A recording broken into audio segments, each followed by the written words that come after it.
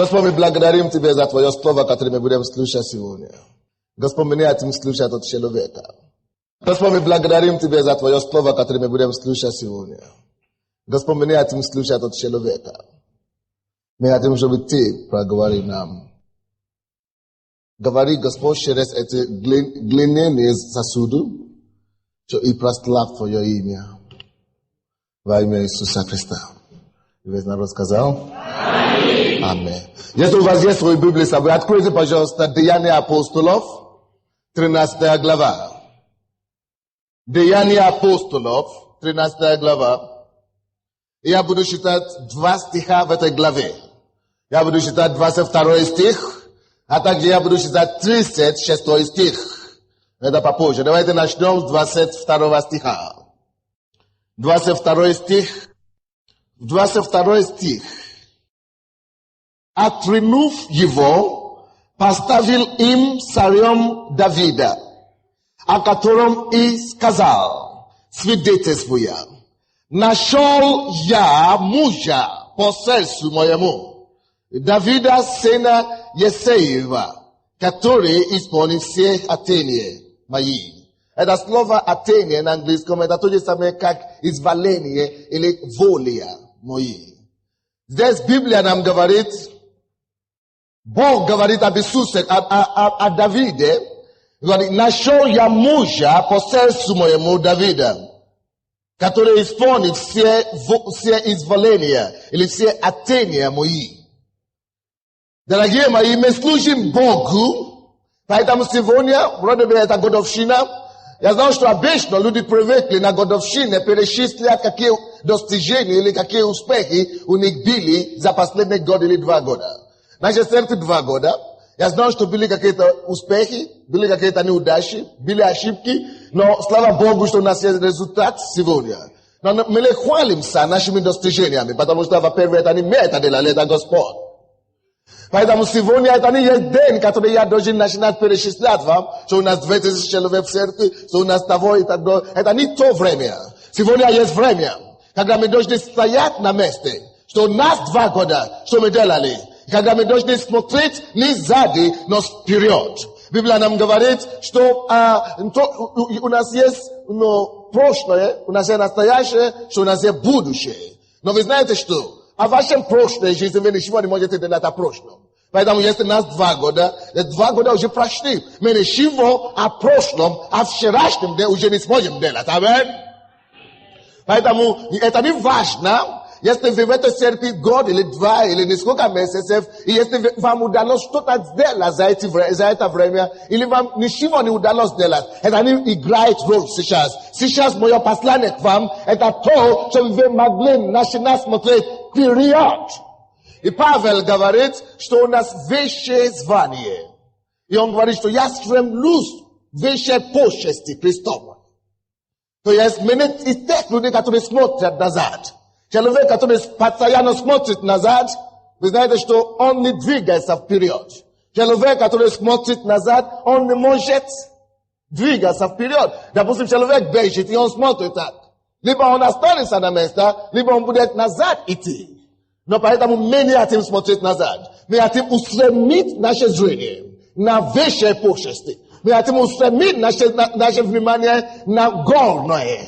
Аминь. Мы хотим смотреть на то, к чему Господь призвал нас. Мы еще не пришли, дорогие мои. Мы еще далеки от цели. Мы еще далеки от того, к чему Господь нас призвал.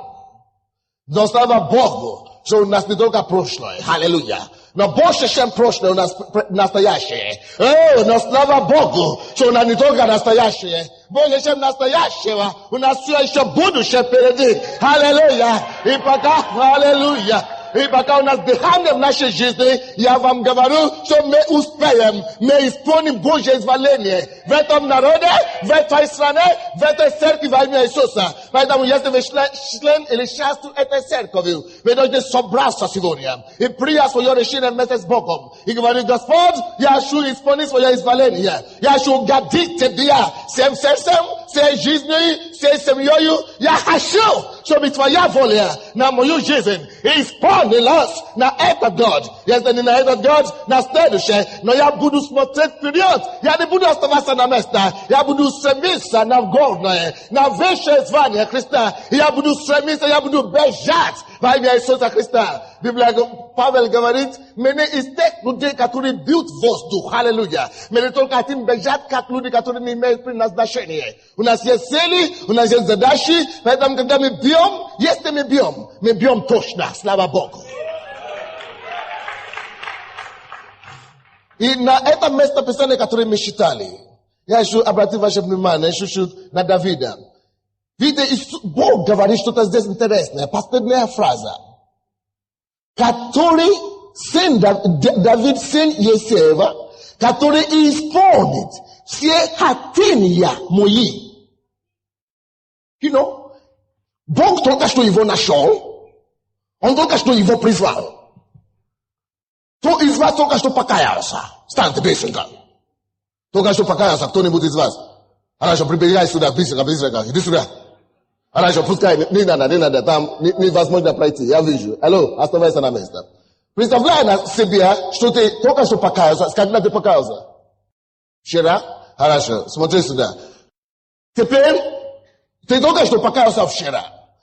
И то, что Бог старается нам говорить здесь, это о том, что с того момента, когда Бог призвал Давида, он знал, он призвал его сегодня, и сегодня же Бог знал, зачем он его призывает. Бог знал, какую задачу он должен выполнять, и Бог знает, как он будет это выполнять. Бог призвал его и говорит, это есть Давид, человек по сердцу моему, который исполнит все хотения мои. Бог видит тебя, ты ничего не видишь от своей жизни. Я только что пришел к Богу, я не знаю, если у меня получится или не получится. А Бог, с точки зрения Бога, с того момента, который он тебя призвал, он знал, к чему он тебя призвал. И он уже видел, что ты есть тот человек, кого он может доверять. Видите, Бог не призывает человека, у кого не получится ничего. Бог не призывает человека, чтобы промахнулся. Бог не призывает человека только лишь бы, чтобы ты потерпел поражение. Дорогие мои, Бог не Бог неудачи. Бог не есть Бог не поражения. Бог не есть Бог промаха. Бог есть Бог успеха. Бог есть Бог исполнения. Бог есть Бог изобилия. И когда Бог тебя призывает, Он верит в тебя. У него есть вера и уверенность, что ты есть тот, который совершит все его хотения. И, дорогие мои, многие из нас, мы уже верующие несколько лет, год, несколько месяцев и так далее. Но, дорогой мой, пойми, не случайно Бог тебя призвал. Когда Бог тебя призвал, Он знал, что ему нужен.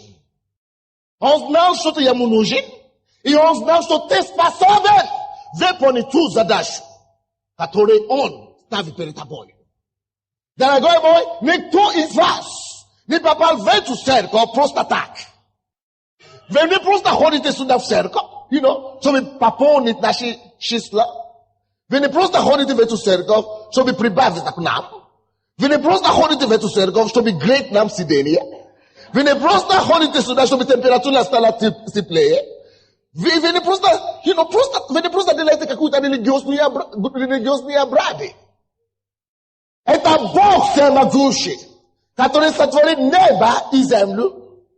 Увидел, сколько миллионов? 56 миллионов человек в Киеве, на Украине, и 3 миллиона человек в Киеве, и смотри на 3 миллиона человек, и говорит, кого мне выбрать? И из 3 миллионов человек Бог решился на то, чтобы спасти тебя. Он спас тебя.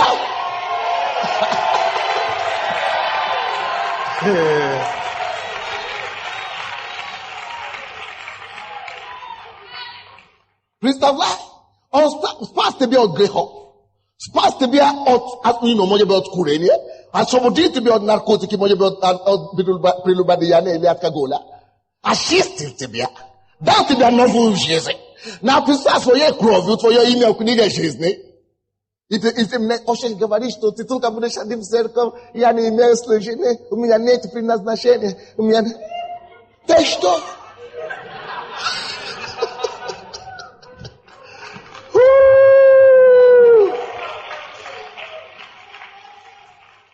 Поймите один факт о Боге.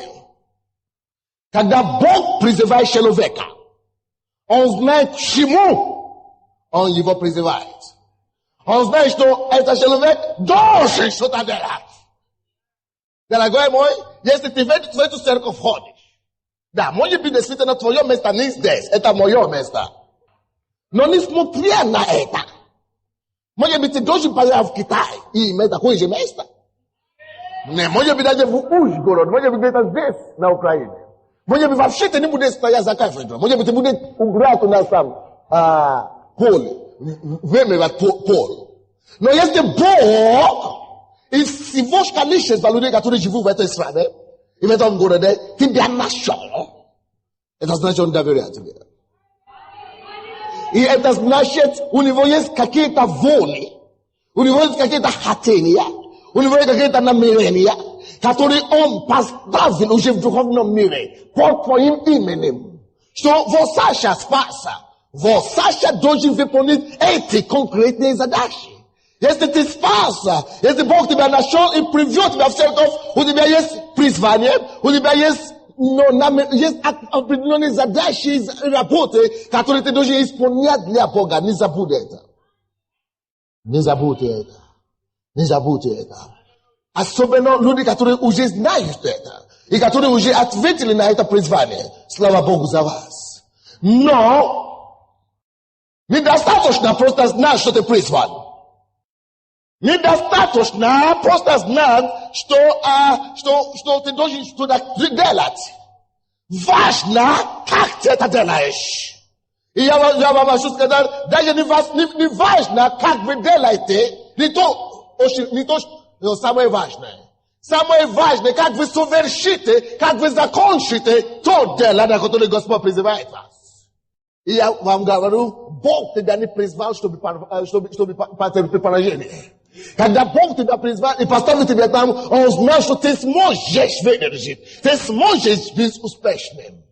Мы видим этот принцип здесь. Когда Он призвал Давида, Он говорит, что это Давид, который исполнит все хотения мое. Есть хотение Божье на Украину. Есть хотение Божье на Киев. Есть хотение Божье на СНГ. Есть хотение Божье на весь мир. И Бог тебя призвал, потому что Он верит в тебя. Он знает, что именно ты такой человек. Именно ты тот человек, который исполнит хотение и желание его сердца. Ты исполнишь. Ты не остановишься на дороге. Ты не потерпи поражение. Ты не только как-то, каким-то образом совершишь это. Ты исполнишь это, значит, ты совершишь это хорошо, на хорошем ноте. На отлично, не на тройку, не на четверку. И ты должен стремиться к этому.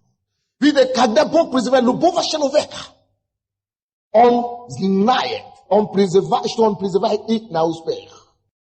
Когда Моисей, в то время, когда Моисей родился, мы не будем открывать, потому что у меня нет времени. В то время, когда Моисей родился, в этой стране, в Египте, никакой ребенок мужского рода не должен выжить. Вы знаете об этом. Все должны были умирать. Но почему-то, по какой-то причине, Бог решил избрать Моисея. Когда Он избирает тебя, Он убирает препятствия, и Он делает тебя победителем. Моисей с самого рождения был обречен на смерть. Исход 2 глава. Он был обречен на смерть. Неважно, какое обстоятельство окружает тебя. Если у тебя есть небесное призвание. Неважно, как тяжело проповедовать вашем пастора. Неважно, как тяжело проповедовать в вашем городе. Неважно, сколько католиков или православных в вашей деревне. Jest u was jest przyzwanie z nieba. Bóg знает, как удалять эти препятствия. Бог знает, как сокрушать под вашими ногами всякие попытки остановить вас. Моисей был окружен врагами, потому что они были в меньшинстве в этой стране, в Египте. Сосед Бог знает, что он родился. Но Бог нашел путь. Его сохранить. Może by тебе грозит опасность от твоем видении. То у меня с церковью ничего не получится. У меня с этой видением ничего не получится. Бог найдет путь, как сохранить и спасти твое видение. Держись за Богом и будь полной решимости на 100%. Не сдавайся. Бог найдет путь. Он нашел путь сохранить Моисея. И его не убили. И все детей, которые родились мужского рода, только его не убили. Только он выжил. Почему? Потому что он имеет небесное звание. Он человек предназначения. Но представляете себе, когда Бог призывает человека, он способен сохранять его. И не только это, вы думаете, что это случайно Бог его сохранил? Бог его призвал, это не случайно. Это не случайно он его сохранил, это не просто так, это не просто так. Он его сохранил, он стратил все это на него, потому что Бог знал, что есть задание для него. Поэтому ты думаешь, что это просто так Бог тебя нашел в мир, вымел тебя, спас тебя? Нет, потому что он имеет задание для тебя, как и для Моисея. Какое задание у Бога для Моисея? Спасение целого народа израильского.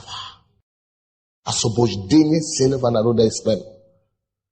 Не важно, насколько маленькое твое призвание кажется в твоих глазах. Не важно, насколько, даже если Бог тебя призывает только мыть полу здесь, даже если тебя Бог призывает только петь или играть, Бог тебя призывает, чтобы стоять на пути, для Бога это не маленькое. Это вопрос смерти или жизни. Для Бога то, что важно, это не как тебя называют. Это не звание, которое люди тебя знают. Это то призвание, то намерение, которое в его сердце. Сделаешь ли ты это или нет? Поэтому Бог, когда он спас, когда Моисей родился, и он спас Моисея, он избавил Моисея, Бог уже, что Бог видел в это время? Моисей еще был маленьким, правда? А что Бог видел? Бог видел через 80 лет, когда он переходит море с целым народом. Поэтому ты не видишь, жалко, но Бог что-то видит о тебе. Дорогие мои, но и станьте.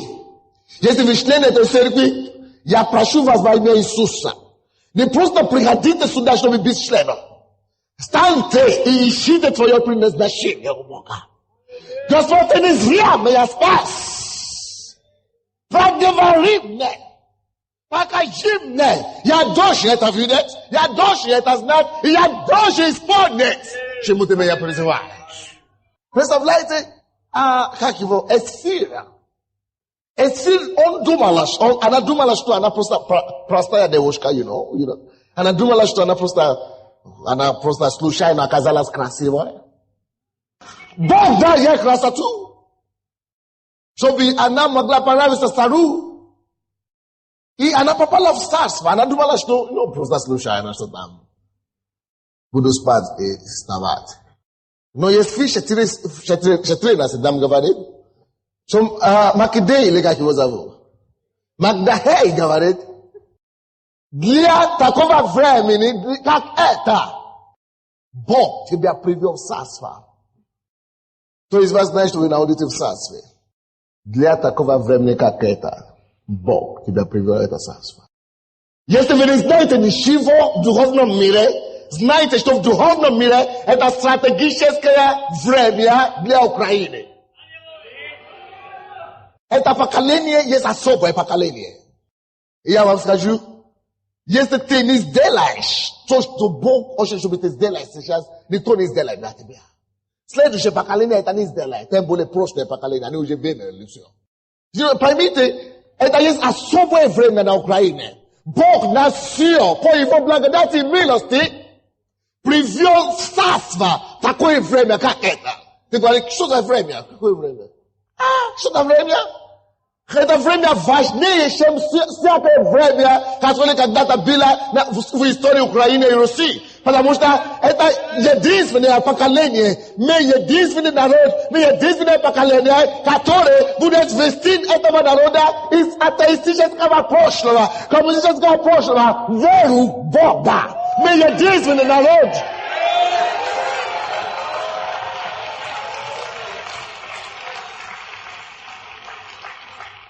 Мы единственное поколение, которое сможет это делать. Коммунизм ушел, атеизм ушел, мы в этом поколении.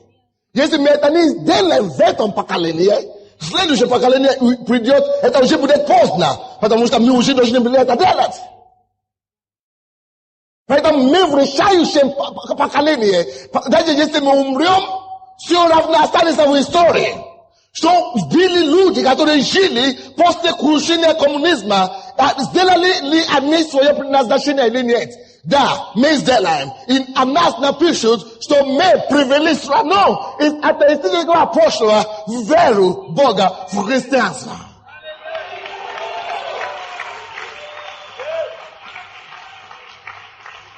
Дорогие мои, я не знаю, если вы член этой церкви, я не знаю, сколько вам лет. Если вам 80 лет, Бог вас привел сюда, значит, вы будете трудиться и работать. Жалуйтесь ему. Не мне. Только Богу жалуйтесь. Что я уже устарая, я не могу работать. Жалуйся ему.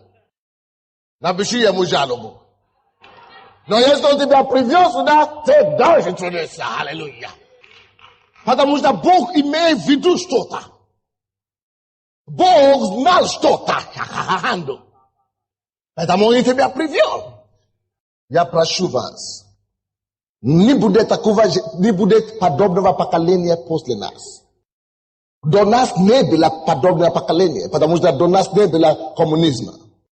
Может быть, были те, которые жили в начале коммунизма, они уже умерли.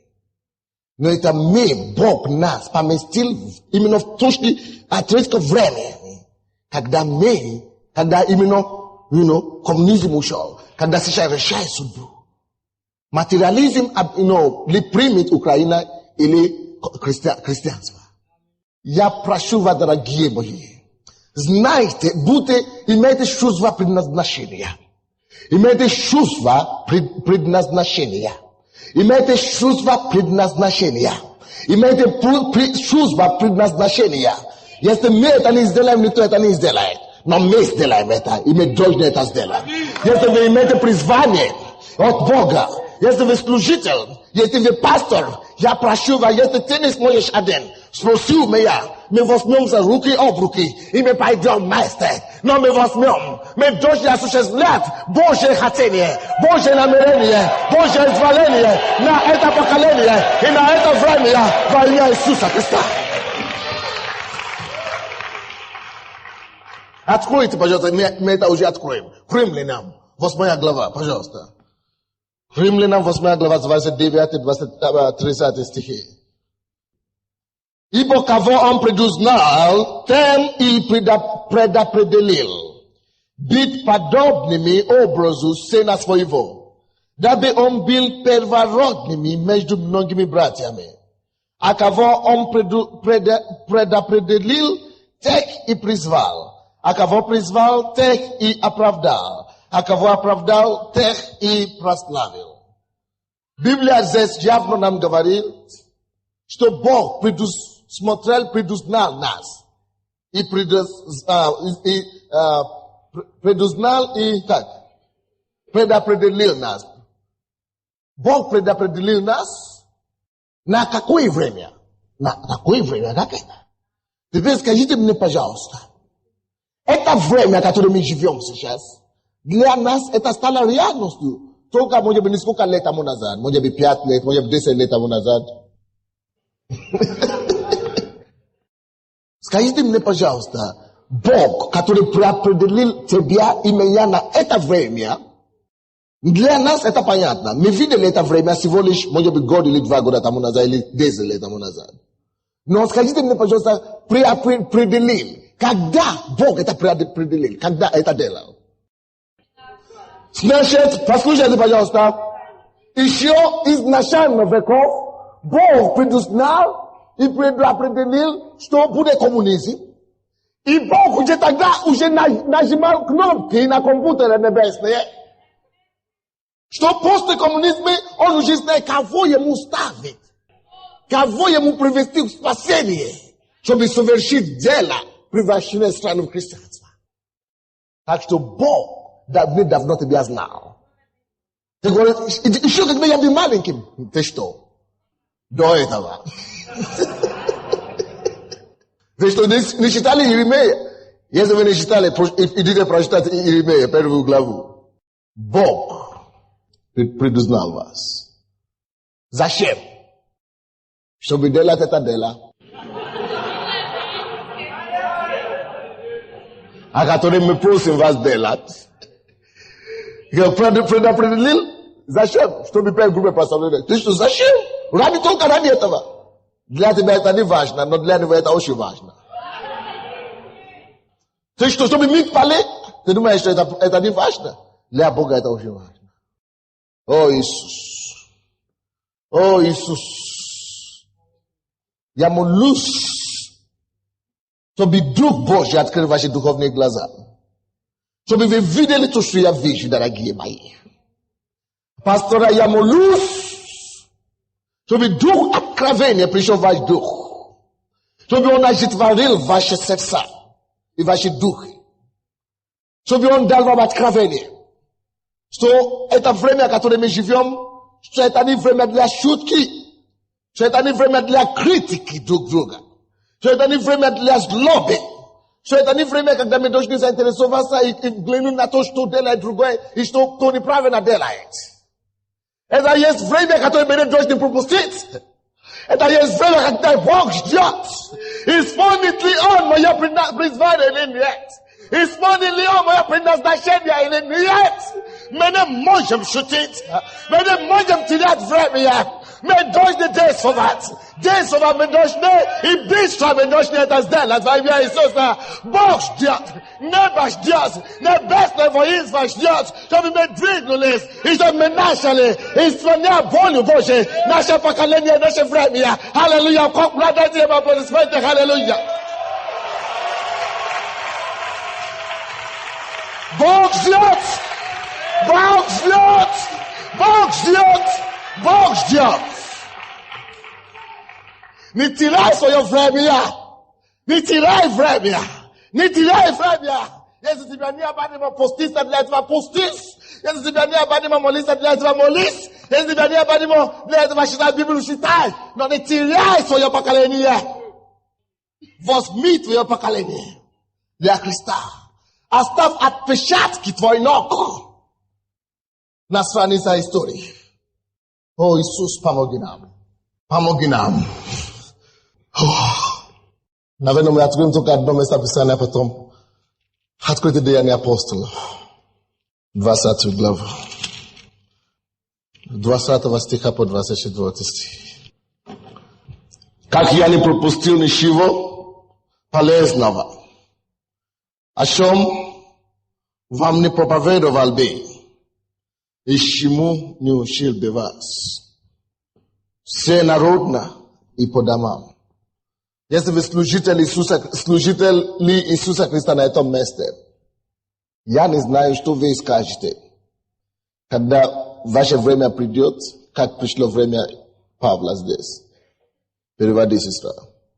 Я не знаю, что ты скажешь, но Павел сказал, что он не пропустил ничего полезного. О чем бы он не проповедовал, и о чем бы он не учил. Повсюду ты все народно. Не теряешь ли ты время случайно? О, Иисус. Не теряешь ли ты минуты случайно? Если много времени уже было утрачено, набери темп. Набери темп. Набери темп. Набери темп. Есть некоторые, которые еще не, вы призваны, но ваши, i slużenie się nie odkryta. To, что вы призваны, это еще не значит, что вы должны побежать вперед. Но пока ваше время подойдет, начните что-то делать, начните служить кому-то. Ставьте себе под послушание кого-то. Начните служить другому человеку. Пока вы служите другому человеку, Бог строит ваше будущее. Но напрасно стоите здесь. Ты должен начинать что-то делать. Павел не жалел? О, я бы не хотел жалеть. Я бы не хотел жалеть. Я бы не хотел, чтобы ты тоже жалел. И вы думаете, что у нас хорошая церковь, может быть, вы, из нашей церкви, вы думаете, что все равно наша церковь растет, все в порядке. Я буду дать отчет за тебя. И ты тоже даст отчет за тебя. Так что каждый даст отдельный отчет за себя. Так что делай свой максимум, я прошу. Если вы в церкви слова веры, перед Богом на этой годовщине, я просто стою на колени. Го начни служить Господу всем сердцем, всей силой, всей способностью. 21 стих. Возвещая идеям и еленам, покаяние перед Богом и веру в Господа нашего Иисуса Христа. И вот ныне я по влечению Духа иду в Иерусалим. Не знаю, что там встретиться со мной. Только Дух Святой по всем городам свидетельствует, говоря, что узы и скорби ждут меня. Но я ни на что не взираю и не дорожу своей жизнью. Только без радости совершить поприще мое и служение, которое я принял от Господа Иисуса, проповедовать Евангелие благодати Божьей. Я считаю в 24 стих еще раз. Но я ни на что не взираю и не дорожу и не дорожу своей жизни и не дорожу своей жизни. Только бы с радостью совершить поприще мое и служение. Наше поприще, конечно, совершится. Но как? С радостью или с печалью? У Павла было одно стремление, одна задача. Какое? Ответьте мне. Нет. 24 стих. Совершить свое поприще с радостью. С радостью. Иисус помоги. Дорогие, у нас еще есть возможность и время на будущее. Совершить ли ты свое призвание и поприще с радостью, это зависит от того, с каким сердцем ты идешь с этого зала сегодня. Если ты уйдешь с плачем в сердце, что Господь, зажги во мне огонь, это будет видно. Если ты уйдешь равнодушие, я уже это слышал раньше. Но я бы хотел, чтобы во имя Иисуса, чтобы все люди, кого Бог привел в нашу церковь здесь, где я пастор, чтобы там, где я пастор, чтобы я мог говорить перед Богом, что я совершил свое поприще, и что с радостью, и что Господь, даже тех людей, которые ты мне дал, я помог им, они все смогли совершить их поприще с радостью. И, дорогие мои пасторы, в приглашении, которое я разослал вам, я писал там эпизод от Матфея и от Луки во все Евангелия это есть. Когда Иисус Христос вошел в Иерусалим, когда он вошел в Иерусалим, он заплакал. Не потому что Иерусалим не принял его. Потому что не только Иерусалим его не принял. Не поэтому он плакал. Но он плакал над Иерусалимом, потому что он написано, ибо сей твой день не познал. Свой день. Пришел свой день, и ты не познали. Если вы не знаете, ждите читать, есть там. Почему Иисус Христос заплакал над Иерусалимом? Потому что царь, Господь, Спаситель мира, который пришел, чтобы спасти и Еленов, и Иудея, пришел, Иерусалим не осознал, что это Спаситель. Иерусалим ждет Мессия до сегодняшнего дня. Не знал, что Мессия уже пришел, чтобы спасти его. Твой день пришел, но ты не осознал. Это ваше поколение. Смит Wigglesworth. Он сегодня сможет делать сегодня для нас. Он уже жил его поколение. Джордж Финни. Он сегодня сможет делать для нас. Это наше поколение. Они уже жили в свое время. Шевченко уже не сегодня сможет делать для Украины. Он уже жил. Он уже прожил свое время. Это мое время. Это твое время. Это наше поколение. Мы дождь не меняшего.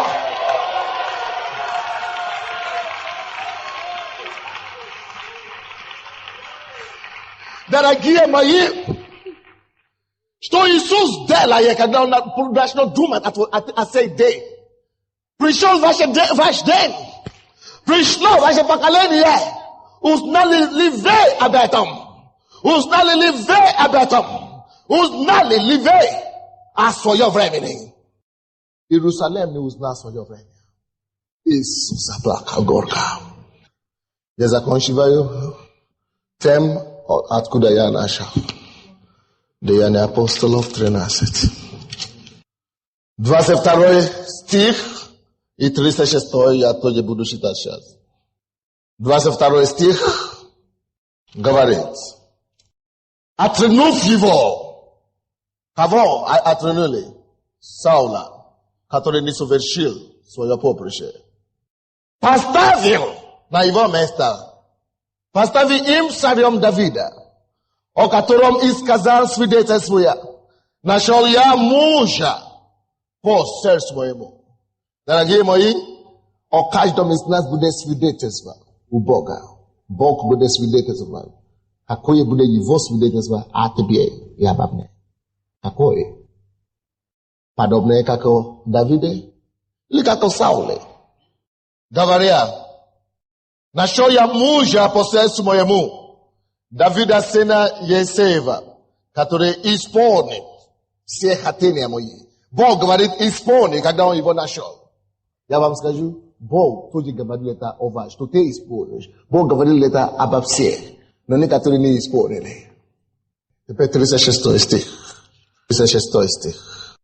Давид в свое время, это также называется свое поколение или свое время. Давид в свое время, послужив изволение Божие, поднимит свои руки и взывает к Богу. Взывает Богу.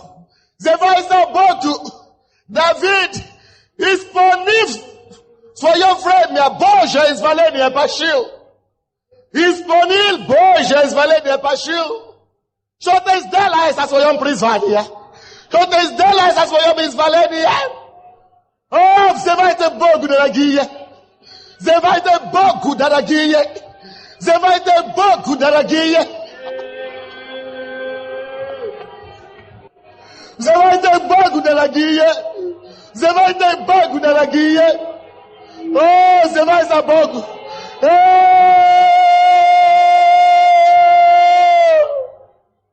Мы взываем Тебя, Господь. Мы взываем Тебя, Господь. Пускай Бог Тебя помогает. Пускай Бог Тебя помогает. Изволение Божие. Изволение Божие. Изволение Божие. Изволение Христова. Призвание Христова. Изволение Божие. Намерение Божие. Воля Божия. Предназначение Божие. Ты должен преуспевать. Ты должен успевать. Ты должен преуспевать. Ты должен.